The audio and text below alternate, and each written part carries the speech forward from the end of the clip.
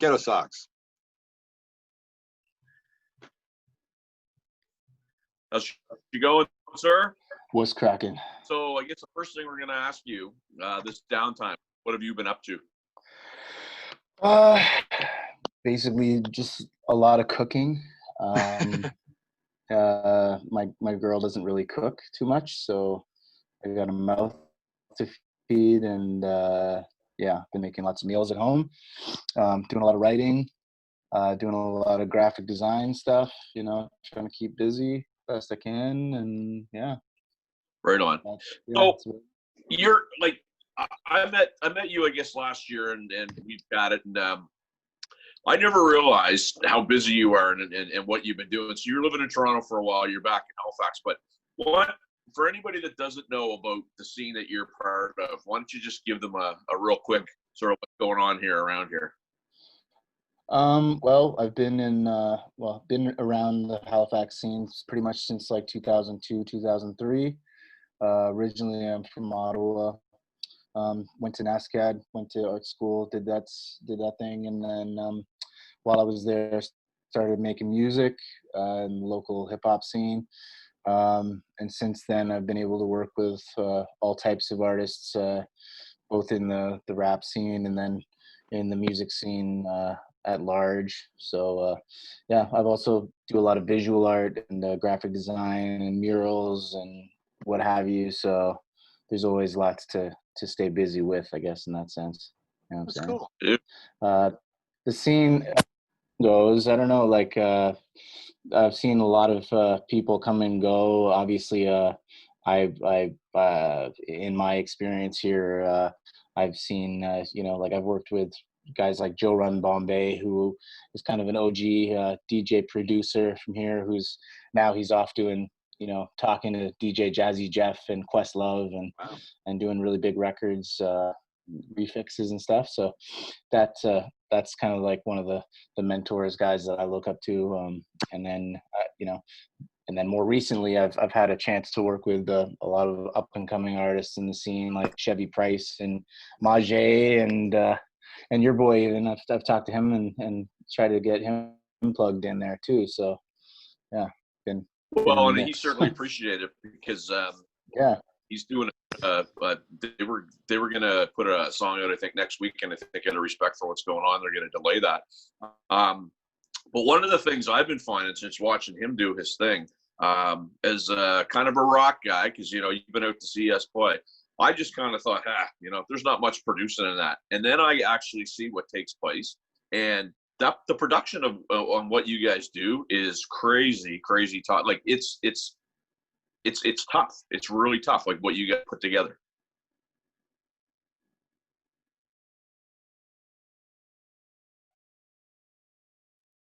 We lost audio, I think. I think we lost your audio, bro.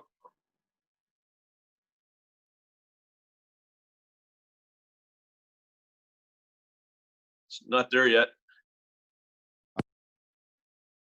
I think I can hear you now. How's that? Yeah. There you go. Back? Okay, sorry about that. I must unplug my shit there for a sec. Anyways, the approach to making music is a little bit different than conventional players. You have when you sit down, like you as a band, you sit down together, or somebody can sit down and work on a melody, and y'all can like expand on that. Whereas rap, really, like, there's so many ways that you can approach it, like whether you're sampling, taking a little piece of another song and building that, using that as a source of inspiration, or just using straight up synths, or recreating sounds like through production. There's just 1,000 different ways to do it. And I think what's so appealing to me about like rap music is that it brings in so many different types of music. Like you can sample anything and make it, it's kind of like the king of music's in a sense, where it bends all other genres to its will. You know what I mean? Like whether you're talking rock, like psych prog rock, or like, a nursery rhyme or what have you, like Bollywood music, for instance. Like anything can be used and then turned into a rap song, and you can like either have the vocals be lyrics can be like in line with the vibe, or they can go against the vibe. You know what I mean? So there's a lot of ways you can, irony and comedy, and there's a lot of ways that you can play with lyrics too. So did you, when you were at NASCAD now, did you learn how to do, because I watched a little bit about this. I was trying to learn some digital recording while I was off, and it's so much work to emulate what the sound of a bass drum should be, or or Yeah. a synth bass. So did you learn that when you were at NASCAD, or is this something you picked up on your own? Like making music and like producing beats and stuff, that sort of came to be when I was in high school. I started screwing around with the program. I think the program was called Wave Studio or something. It was for like Windows 4.0 to date myself there. But yeah, just chopping waves and recording audio, and like chopping drum sounds from different breaks, and rearranging them and moving them along a timeline, and then layering things in, and paste mixing was the thing before I was ever getting into a multi-tracking. When I was at NASCAD, I got into like Final Cut Pro. I did a lot of media art stuff, like video editing and production and audio editing in a sense, but not in a musical sense. So that's how I the first time I really got into multi-tracking was when I was at school, and I used Final Cut Pro that to make a record. And then from there I moved on to like Cubase and stuff like that. Right. And then now I use a program called Reaper, which is a really like lean, robust DAW. Yeah, you know what I'm saying. So that was recommended to me. Probably should have got that one. I ended up going with Ableton. It's really hard. It's like, oh, this is so hard, right? But Reaper was recommended to me. It was a good program. It's good for you. Yeah, and Ableton's really cool. Like all the pitch manipulation in Ableton is probably the best. Like the pitch bending and stuff. Like you can do some really cool stuff with it, and even when you're pushing it to the limits and it starts to get like artifacty and weird, you can still kind of like it creates like an interesting effect still. Like it's almost like bit crushing or something. So you can get an interesting quality out of it. But yeah. So basically, self-taught in terms of like music production and beats and that sort of thing. I've picked up some pointers here and there from some I guess like peers over the years, or like like Joe Run, some mentors I've had over the years. But not really a whole lot of school went into my my production knowledge base. Well, and I find it interesting that a lot of folks now, with all the information that's out there, where you can find different things and tutorials and whatnot, a lot of the guys that are doing it in your genre of music are getting really good at producing and making beats, and like for example, Zach put something out there last week, and I was just like, this is great. It sounds radio ready versus when you go in the studio and you might sound, you pay $1,000 for something that sounded like a piece of crap that was done on a ghetto blaster. You know what I mean? Yeah. It's crazy what you can do now with like a computer, and if you have somebody who's aware of the aesthetic, you know what I'm saying? Like Zach, like he knows what he's going after, right? Like he knows exactly what the sound's like, and if you know how to get that with a computer, then you don't really need all the the big studio and this, that, and the third. Like most of the times when I record vocals, it's over at a buddy's house of mine who has like obviously some engineering experience, like are usually trained in like audio engineering in some capacity. But I mean, it's in their in their basement or their like closet or whatever that's the booth, and so it doesn't need to be like this big. Like I've been to studios in New York, like Chung King and whatnot, where it's like $1 million studios, and it's really more of who's in front of the gear, who's like if you know what you're going after in terms of the aesthetic. Sure. Can you hear the difference if you have, like, if you're in a New York studio, like a multi-million-dollar studio, can you, as an artist, can you hear the difference between that and somebody's basement? Yeah, I mean, you can. Yeah, I think you can hear the difference, but I mean, like, ultimately, it's like, what is the ultimate end game? Well, that's a good question. with the song, right? Like sometimes it doesn't need to be crystal clear, right? And that's kind of the beauty of, I mean, like rock isn't that dissimilar from hip hop in a sense where, you know, like a lot of different types of rock are real scrappy, and like, you know, you want to have it sound like this was recorded in a staircase, and you know, I mean, you want this to sound like it was recorded in a bathtub. Whereas it's the same thing in rap, you know, where you can have things can be manageable. You know, if you have a manageable recording situation, then you can make it sound like, you know, it was it can match the production quality of the beats or whatever. You know what I'm saying? Like again, bringing it back to Zach, like he does really kind of like, I find clean, like sparkly, you know, like you said, ready to go on the radio shit. You know what I mean? Like it sounds like real smooth, real clean beats, you know, cloud trap, whatever style.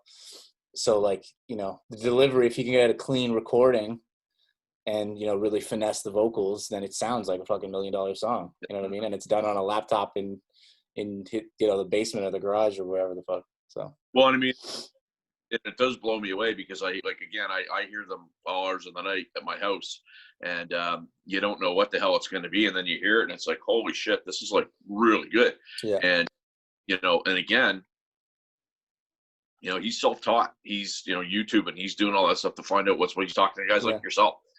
So it's I just find the amount of information now for somebody that wants to do it is just it's incredible. Yeah, I mean, and that's the thing too, is you got YouTube right there. You know, if you're trying to figure out, you know, you can fix, you know, your fucking car. You know what I mean? Like go on YouTube, there's a video to fix the damn, like replace, you know, a part of your engine, for fuck's sake. So yeah, like when it comes to making music, like my buddy, he used to go by Bix, but now he goes by IntJ. You should check him out on Spotify, INTJAY. He like makes a lot of sort of like lo-fi chill, like study beats or whatever, and he's got like, I don't know, like 500,000 subscribers, and he makes really chill, mellow beats like that are perfect for like cafes and whatnot. okay. And he does like tutorials on how to use like the like Roland like SP505 or the 404 or whatever, and he'll just like make a tutorial on how he makes his beats, and he just puts them up on YouTube. And I don't know whether he was talking to Roland at one point about getting some sort of sponsorship, but I don't even think he's doing it for that. He's just doing it for just share the information. So, you know, all that information is available to like up and coming artists, and it's a great thing. You know what I mean? Just I think it enriches, it gives people like understanding of it, and then they can push it, and you know, it's not so much of like a closed off, you know, sort of institution. You know what I'm saying? Like you got to go to school, or I don't know, or you got to apprentice and be a fucking, you know, to be like a tattoo artist or whatever the fuck, you know? Yeah, so, yeah. So you're talking 2001, 2002, you got started here. Now, so, I mean, who else was doing it back then? I mean, it was pretty early in the game, in the Maritimes, to be a hip-hop artist, really. Well, I mean, by the time I got here, there was a lot of people that have been doing it. Like I said, like Joe Run Bombay, Universal Soul, like even way before that, like MCJ and Cool G. They were like on Much Music before like I even showed up in Halifax, and like they've had careers and, you know, done tours overseas and whatnot. And Classified, of course, he's been around like since the 90s.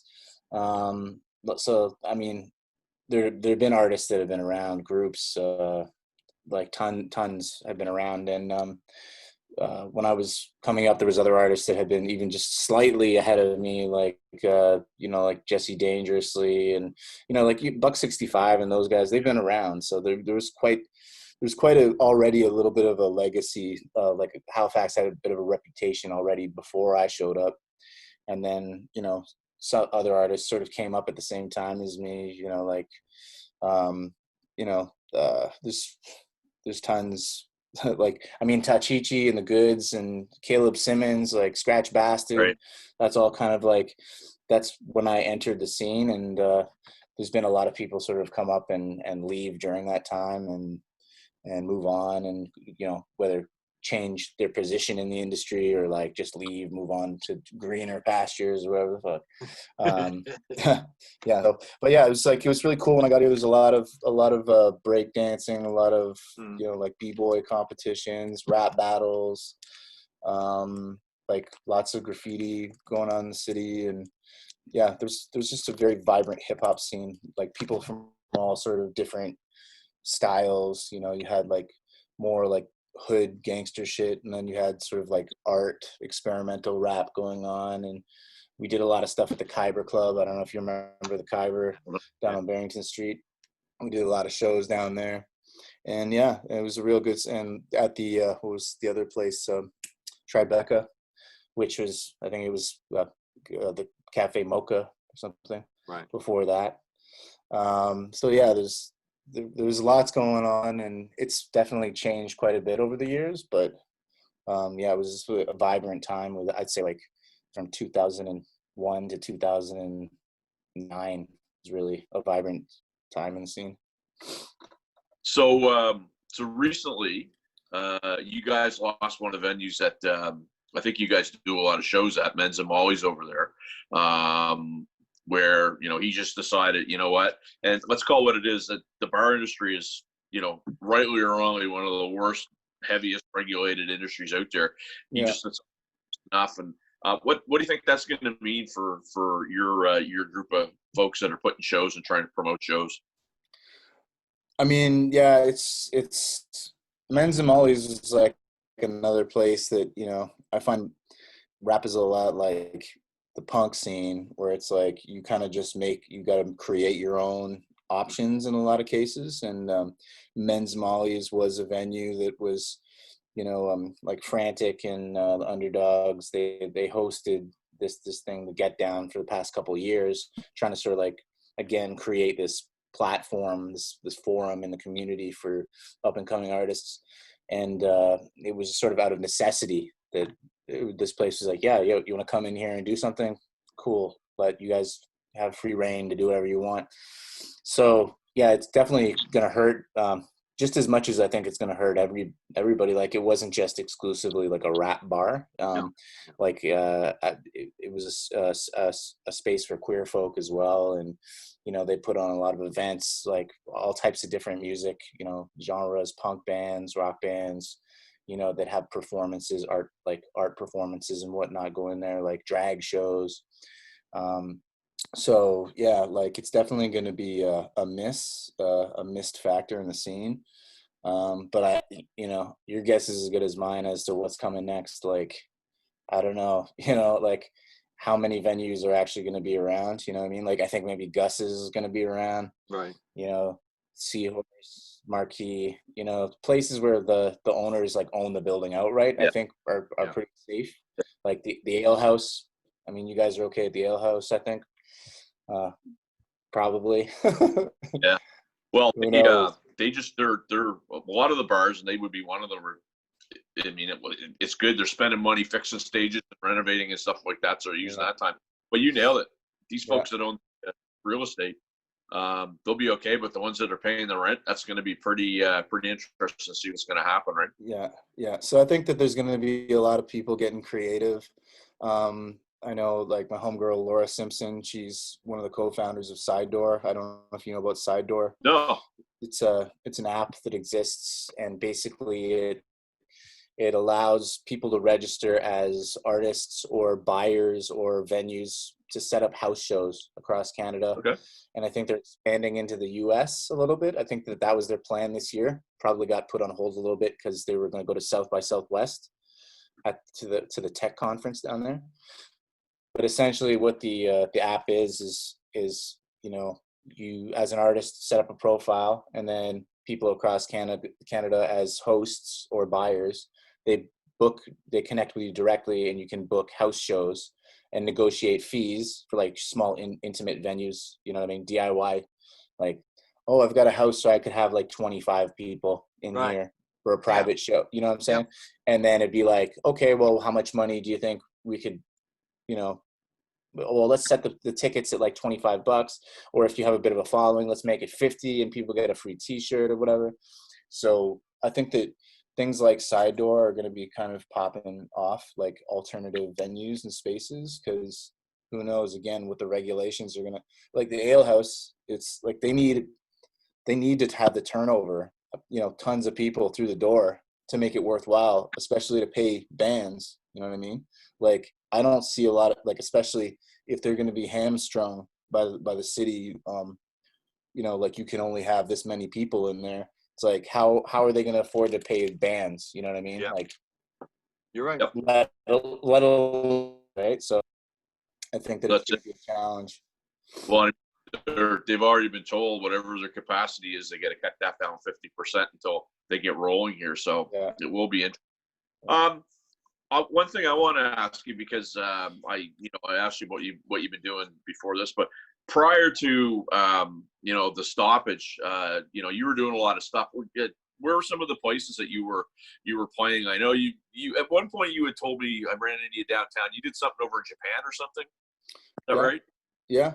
I did a short tour of Japan last summer. And then earlier I did some dates in Rotterdam.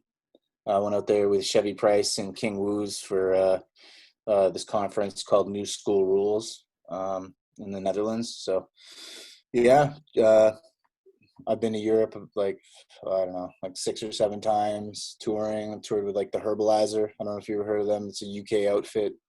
Like they're actually like a 7-piece funk band. But yeah, toured with them, been all through the States. Yeah, Australia a couple times. Well, yeah, Southeast Asia. Haven't been to South America yet, but had a couple close calls there. So, but Here's Ghettosocks. Yeah, call me South America. I'll go. Yeah. yeah, I will. Yeah, I will. I almost went to Ecuador, but it just fell through. So we'll see. So this is your gig, eh? You don't have any day job. This is your full-time gig, right? Yeah. Well, between music and doing visual art and graphic design and stuff. Yeah. So I got artwork to do for these guys out in Toronto. They need album artwork done. Like, so I'm sending them off stuff tomorrow. I got guys out here, local artists that are looking for packaging and logos and stuff like that. So between that and the music, that's my full-time gig. That's my hustle. So are you represent yourself, or do you have representation, or how do you work that? I just represent myself at this point. For several years, probably since like from between 2006 and 2000 and like, I don't know, 12. I had a good buddy of mine, Eva Lotus. He was like helping me out with running the website and like being like an acting manager, even though ultimately I sort of told him what to do. He didn't really have any experience, but he had some interest in helping me out. And that's kind of what that's what I told Zach. Initially he was asking me about management, and that sort of thing. And I was like, until you get to a certain level where you attract the attention of somebody who's going to be able to benefit you, the best way to go about is like to either do it yourself or to get a friend to come in and bring something to the table who's just believes in you, that sort of thing. And I've had some interest in the past. I've been approached by a few labels, a few different management groups and such. In the end, I've just always kind of decided just to keep it moving on my own, because it just didn't make sense. You know what I mean? Like, you get to a point where you're making so much at a show that you get their attention, but then at that point, now if you bring them in, you're giving them a cut for that. Right. So unless they're going to really help you get to the next level, then, it's not really worth it, in my opinion. You know what I mean? Unless somebody's really gives you a real, compelling offer to get to, represent you. I'm very cautious of that sort of thing. So what's the measure of success in Ghettosocks? Like, what's, like, I know that probably when you're recording this stuff, it's Spotify, iTunes. Is that where you're putting it on there, and then it's just hopefully takes off? Or do you want a TikTok video to make your viral? What's the game plan? Like, what's the measure of success? Well, I mean, like ultimately for me, it's like if I can do what I want to do, the way that I want to do it and be happy, then I am successful. There isn't really there isn't any real other marker beyond that for me. In terms of like getting it out there and keeping up a profile, it's changed over the years. In terms of like marketing or whatever, like I'll still, if I have a record, I'll still like put it out and hire some like radio tracking, people to get it out there, publicists to get it out there and track it in the US and Canadian campus radios, that sort of thing. Blogs or whatever. I'm not too heavy myself on the streaming. It's not really I don't really see a whole lot of benefit in it to really push that. Just because, I don't know, clinging on to the idea of, my fan base wants to buy something, like they want a record, or they want a CD, or they want a t-shirt, or they want a cassette, or so that's kind of where I'm at. Like, and I think that Bandcamp is a good resource for that, because, you can put your stuff up there. If you sell it, then they take a little piece off of it. It's a reasonable amount. You can sell, soft goods, physical copies, whatever, all through the site. That's as cool. Well as streaming, and you can set your own prices and all this stuff. And so I don't know, that's kind of my number one thing is Bandcamp right now. Of course, I have some stuff's up on iTunes and on Spotify and that sort of thing, but just that my focus is more about like just doing, putting out records. Because I mean, the thing about the Spotify thing is like I've been putting out records since 2006, and so I've got a little bit of a catalog now. And I've got a lot of collaborative records that are also like under my imprint. And so it's kind of like to carry everything, the whole catalog, it gets really bulky. Right. Like, because each record has like an annual fee associated with it on each platform, and it starts to add up, you know what I mean? Unless I'm really raking in the streams. And unfortunately, that's I think it's like an interesting thing about the streaming platforms is it's like, unless you are really well known before they hit, then you're ultimately necessarily going to get enough traction. Do you know what I mean? You're kind of caught, all this material is caught between like it's older and lesser known, but then your newer stuff you want to push. Do you know what I'm saying? So it's kind of like this nebulous area. So so I just focus on all my stuff up on Bandcamp, like one-stop shop. People can come and be like, I want to download your whole discography for $55 or whatever. You know what I mean? They feel like they're getting a great deal. They are getting a great deal. if they want or whatever, a hoodie or vinyl, and it's all gravy, Like you sell one record for $25-$30, and then that equates to, I don't know, like 200,000 streams. Like I could sell one record, or I could stream 200,000 times. I mean, I don't know. It's easier for me to sell a record. No, I hear you. I'd like to say, because it has to be said. So I met you last year, and I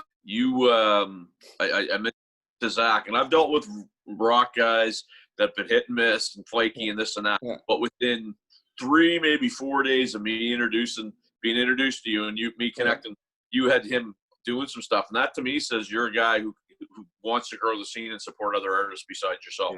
Yeah. Well, I mean, I don't know. I think that it's just like, I think it's just being able to execute is very important, right? Yeah. Can you hear me still? Yep. I heard a little glitchy sound. So. That's my squirrels don't run very fast on the internet here, right? Oh, you got the dial up over there, right, Dave? Pretty much, yeah. You'll hear the thing. That's the one. Okay, perfect. No, I think it's important to be able to execute and do things. You know what I mean? Like, and to be able to help people, it's important. Whether it's connecting. When we met, you're like, yo, can you talk to Zach? Yeah, meet with Zach. Can you plug in here? Here's some guys that you can get on. I think they'd love to have you. Boom. That's important to be able to do that. Like, because if people aren't doing that, then there's no flow, you know what I mean? Like there's no blood flowing in the scene, you know what I'm saying? So Yeah. I think that it's important, and not be afraid to try to connect the dot people. You know what I mean? Like That's really cool. I everybody's wondered about that, if there was like a tight knit community, because Sean and I get asked that all the time. Sean and I are both musicians from the '80s and forward, and people say, "Well, how come you're going out of your way to promote this? Isn't that competition?" So no, it's a fucking community. It's a family. So like especially now, it's like like let's get things ramped up for when things are okay to go out and promote these people, to go out and see them, to go out and see a live show, to go out and buy a T-shirt, whatever the case may be. I'm really happy to hear in the hip hop scene that there's that same kind of community. That's awesome. Yeah, and I mean, we're very fortunate here to have resources like Music Nova Scotia, the Pop Explosion, like these organizations to sort of put stuff together, and we can get to know people in different genres, right? Like that's just what also keeps things fresh. Is what I tell everybody. I'm like, some of my favorite shows ever to do are like crossover shows where you have, okay, here's a rapper, here's a like a weird like artsy folk chick and whatever, banjo, ukulele or whatever. Then you have like a punk rock band, and then you have like, I don't know, some other rock band or whatever, psych rock, boom, and have this really mixed up bill. And then I think like Halifax is Burning, they did like a really awesome sort of like CKTU fundraiser, like the last Halifax is Burning show. Like you know what I'm talking about? Yep. Like that show was awesome. You had just like so many different acts from the scene, and it made for such an interesting show. You know what I mean? Having like one act do 10 minutes, next act 10 minutes, 10 minutes, 10 minutes, 10 minutes, and then then do another round of everybody, come back in case you missed it or whatever. And it keeps things so lively and fresh. And I just think that it's important, like, people not get too much in their own bubbles, as much as we're being encouraged to stay in our bubbles. You know what I'm saying? So gotta pop the fucking bubbles. I get it. Pop the bubbles, man. Yeah, you gotta mix it up.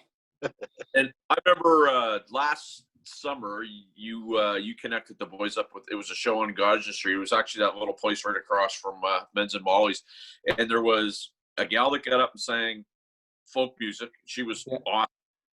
They did their hip hop thing. There was this duo, two guys. Like, anyway, what I'm saying is there was 4 or 5 different types of artists, and everybody everybody was respectful, and nobody left. It was very cool. And when somebody went on, they they respected the performance, and then so on. And I'm not used to seeing that in the world that I work. Yeah. I mean, it's like, I think that like kids nowadays like are just so savvy.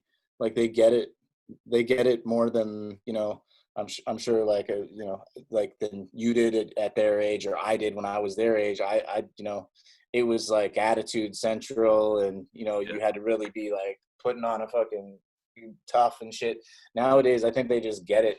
They like understand soft skills that we didn't get, like being respectful, being humble, you know what I mean, like being considerate and friendly. And consideration is just, again, tying back into what we were talking about why things have evolved the way they have, or the way that I conduct myself is just like, if you have some consideration for somebody else, then that can really not only benefit somebody else, but indirectly benefit you in some way. You know what I'm saying? So, and I think we could learn a lot from that, because even our generation, I say our generation, we're still kind of stuck in our ways a little bit. Now, I watch my daughter, my 15-year-old daughter, she loves like a store like that. I can't remember what it's called, the one on Portland Street in Dartmouth, where you can buy a fucking latte coffee, get a haircut, and buy a vinyl record all in the same place. It's just that multi-tiered, anything goes. It's like, it's just an acceptance of whatever's available. It doesn't have to be one thing and one-sided.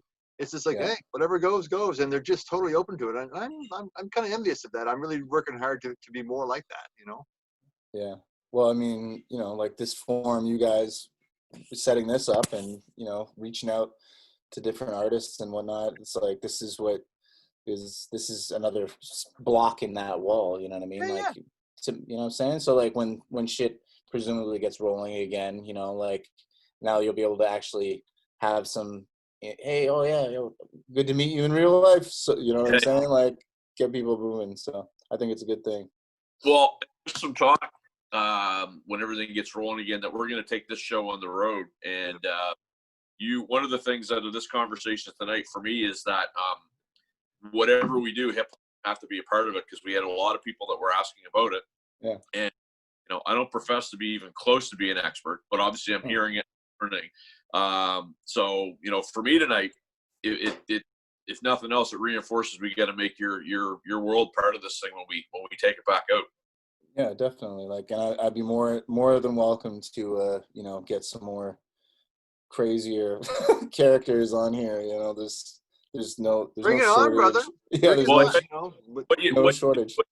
Direct message me and let me know who else we should be talking to, and I'd be happy to talk to them, because if we can promote this in any way, man, I'm totally into it. Yeah, and that's the other thing too. I was like, getting into this thing, I was wondering, I've done a lot of, sort of interviews and chats and this sort of thing. And what's kind of nice about this is, the conversational sort of vibe. And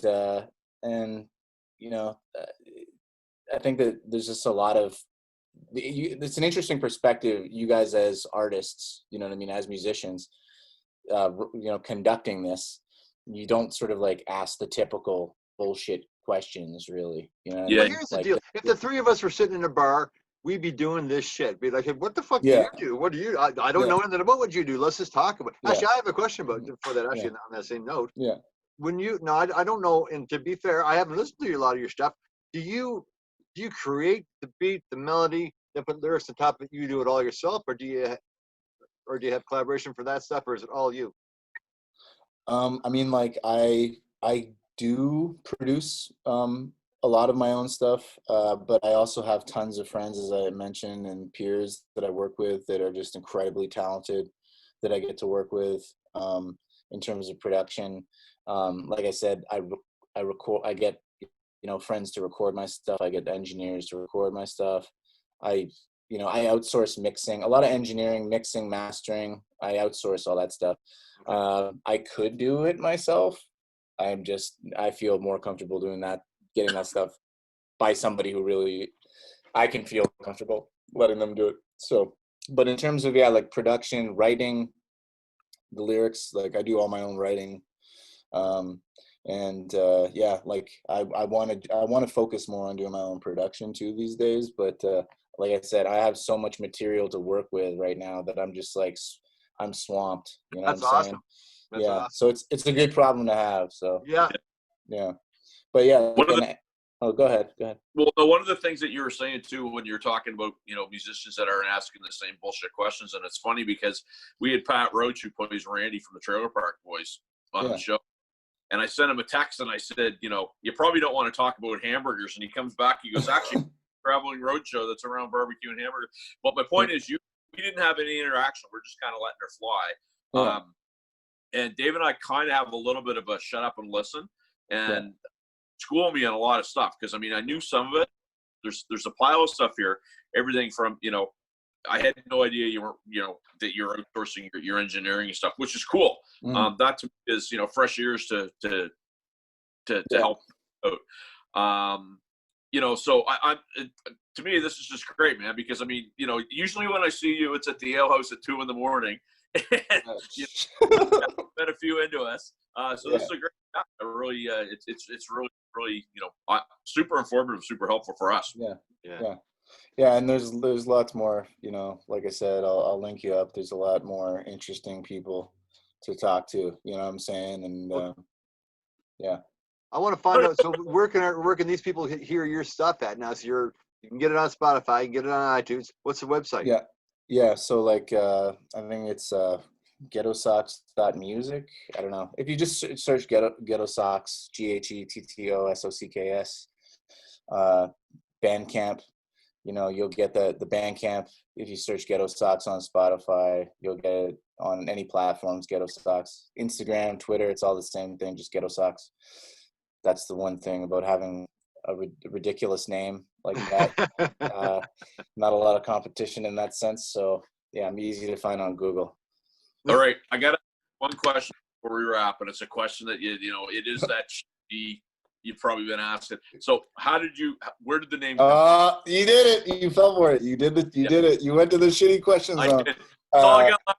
Yeah, it's fine. It's fine. Maybe it's his real fucking name. Maybe that's it. Mr. and Mrs. Ghettosocks had a boy. They call him Little Ghettosocks. Yeah. Sean, you're so fucking old. Yeah, Ghettosocks squared. First name, last name. No, it was a name that was a shitty nickname that was unfortunately given to me when I first kind of moved to Halifax, and it stayed. So I was, what I'm saying, like, I don't know. You get shitty nicknames that stay. I'm sure you guys both have guys probably in the band. Yeah, it's usually the bass player, but I love I think the name's cool because when I hear it, I don't really think it, like, to me, I don't go, it's not any type of music. It's like a name that it'd be a cool rock band name. It's a cool hip hop. Like, it's just. Oh, thank you. Yeah. You can thank my boy Ewan for that, because that's just where it came from. But yeah. I'm not sure where Sean went. Oh. Sean disappeared. That was weird. No, it's just me and you. All right. Oh. Well, we're just about there anyhow, so I guess let's do it that way. So now we know how to find you. Through the net, through Bandcamp, through Spotify, through iTunes. And I just appreciate you coming on. Seriously, man. Like I said, this has been an eye-opener for Sean and I, because quite honestly, we just don't know enough about it. I don't know much about country. I don't know much about, all that jazz. But we need to be educated, because we want this to be a platform for maritime music. Nice. So you're part of that scene, brother. So we want you on there. You know what I mean? So thank you very much for being here. Well, thanks for having me, and hopefully we'll get to catch up again soon. All right, man. Well, thanks so much. Continue success. Stay safe. Yeah. Don't touch your face. All that shit. All right, man. See you on the other side. You take care, brother. Peace. Barstools